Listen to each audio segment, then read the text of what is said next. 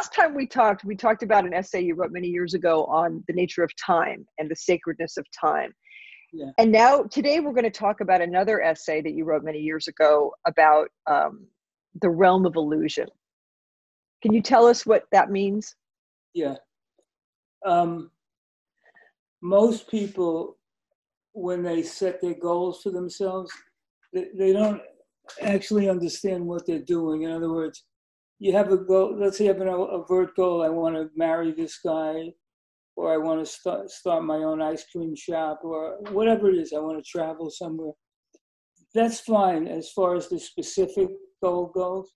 However, there's a set of goals behind the goals, so to speak, which means if I attain this, let's say if I attain, I'm the CEO of a corporation, let's say, just for an example. What I think unconsciously is that once I reach that goal, the laws of living, the laws of life are abrogated because I become special. I've risen into this group of special people. I'm now a member of it. And the three laws of living, of life itself, which are pain, which will never go away, uncertainty, which will never go away, and the need for constant effort, which will never go away. So it's not that the goals aren't worth pursuing, it's just that they can't deliver what you'd like them to deliver. So for instance, you have let's say a young kid comes out here to Los Angeles and he's an actor. And he's good looking, he's actually talented, but he's using drugs and he's staying out all night and he's not preparing for his auditions, etc.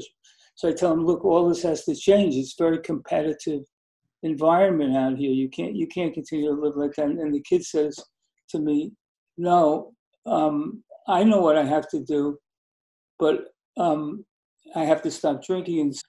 But it'll be easy to do that once I become a star. So everything, right. Once I become a star, it's like, once upon a time. So now that the kid's a star, he has money, he's famous and everything, but none of those rules he hasn't been exonerated from any of those rules, and he can't believe it. It's like I did my part, I became famous. Now the universe should do its part and give me a free ride, so to speak, emotionally. And when he realizes it's never going to happen, that's when you get these kids that kill themselves. It's not technically suicide. It's always, drugs mixed with alcohol and fentanyl or whatever. But really, it's a suicide because they don't know what else to do. Like I did what I was supposed to do. I don't feel any better. And then I feel worse. Right. So anyway, that's the realm of illusion. The realm of illusion doesn't exist.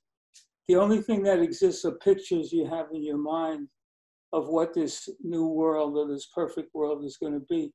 And I call it a snapshot realm because it's just a picture in your mind, which means there's no movement, there's no depth. It's just it's a flat, motionless piece of paper, basically. And it's kind of shocking for people to accept the fact that they've lived their whole life pursuing something that's just it's just a photograph, basically. Yeah, and life is always moving forward, so life is a movie. And once you achieve one thing, that job or that relationship or that business goal, life continues. Those three things, pain, uncertainty, and work, the requirement for those things never goes away. It's great to succeed. We don't want to be dishonest about it, but success can't take away your exposure to these three laws. Also in this paper, you talk about the concept of the father, the archetype of the father, and the father being the author of the events that come into our life that we may perceive as being adverse events. Yeah. When we talk about the father, we mean the father archetype. We also talk about the mother as being the female archetype. And we mean this in the context of yin and yang, sun, moon. Well, we're not talking about a paternalistic vision of God. We're talking about different energetics. These things came out of mythology, and the modern person needs to reinterpret mythology so you understand how the mythological, like the father is a very good example, how the mythological concept or construct or archetype really, how that affects their everyday life. I'm pretty much a freak on that. If you don't understand how the archetype or the mythological symbol, if you don't understand how it applies in your own life, it's worthless. You can read Joseph Campbell all you want, etc., etc. The father has to do with what happens with events. And the basic thing, which is upsetting to people, is the father wants to actually take you through death. Basically, it's to destroy your ego. And when you destroy your ego, then you could say the father comes onto your team, so to speak, and he becomes helpful. But he's forcing you to go through these experiences, which basically are initiation. So they're initiatory experiences. You know, Nietzsche said God is dead, and he's wrong. God isn't dead. He's just changed his location, so to speak. So now you meet God, you find God in the events of your life, because the father is the person who authors these events, and he particularly likes events that are very difficult. And again, metaphorically, they're events of death. It's just your ego that's dying. In our context, we're talking about initiation as bringing us into adulthood, really. Yes. You get initiated by life itself. So now you understand the role of the father. He initiates you through the events of your life. And the more difficult the event is, the more important it is, and the greater the opportunity is. How does the concept of the father work with this idea of a realm of illusion? The father's job is to destroy your hope that you can get into this realm of illusion. The father introduces you to reality, and anybody can sense that. You know, your father makes you more disciplined. It makes you, or allows you to take risks. It allows you to recover when you made a mistake. It makes you bolder, etc., etc.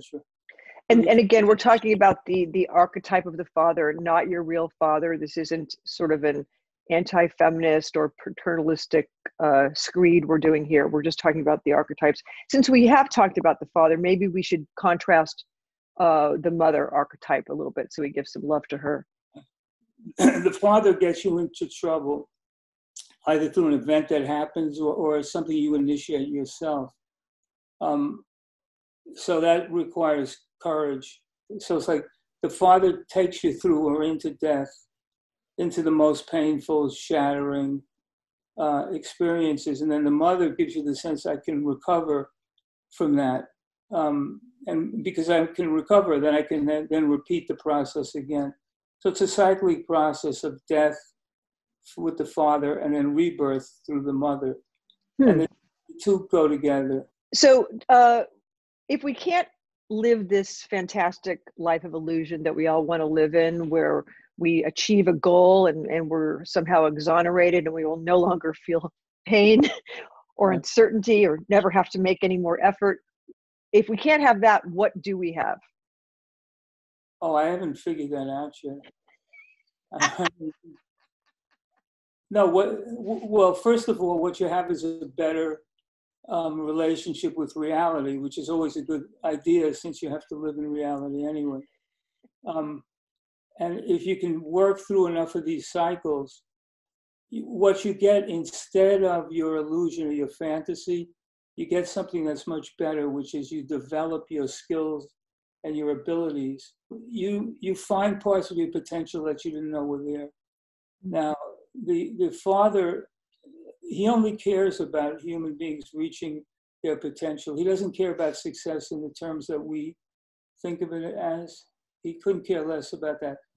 He'll allow you, or even help you to achieve these more human goals, so to speak, but only if at the same time you're doing that, you're evolving as a person. The only thing ultimately that's satisfying for a human being is to know that I developed skills that I didn't have before, or I enhanced my skills. Yeah, you talk about a concept called the turnaround, which is, the future is completely uncertain, but what we can bring into the future is our confidence that we'll be able to meet whatever challenges life presents us with.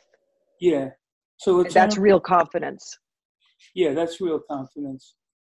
So in order to deal with uncertainty, which is the biggest, most difficult thing for people, I mean, by far, the only thing you can take with you into an uncertain future, and right now it's about as uncertain as it's ever going to get. Right. ever. The only thing you can take with you into that uncertain state is a turnaround.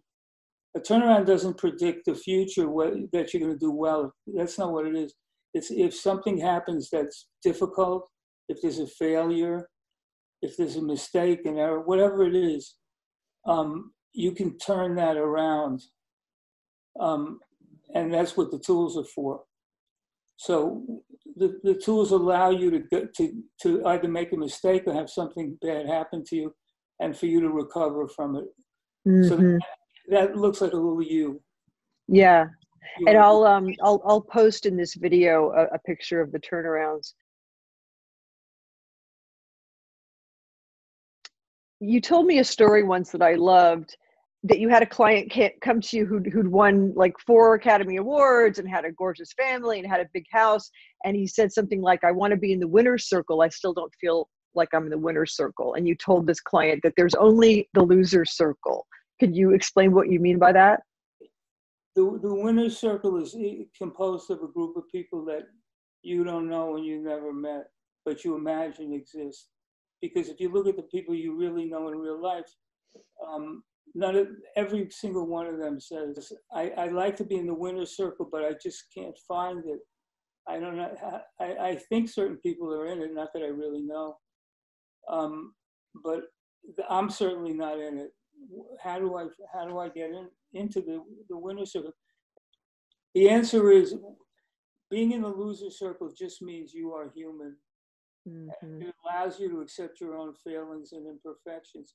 There's also a freedom in it, because you can take a chance, and if you've already lost in advance, so you can take any chance you want, because things can't get any worse than they already are, so to speak.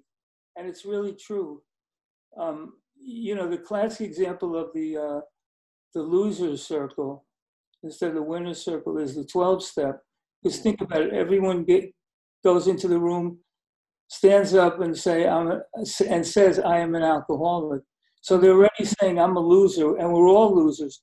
And when you adopt that philosophy, there's an instantaneous cohesion of the group. Everybody's on the same page, and that's like the human page. And then, right on, the human page. So, Phil, thank you so much for spending more time on our video series. I appreciate it. If you want to learn more about the tools, read Phil's books, The Tools and Coming Alive, that he co-wrote with his colleague Barry Michaels.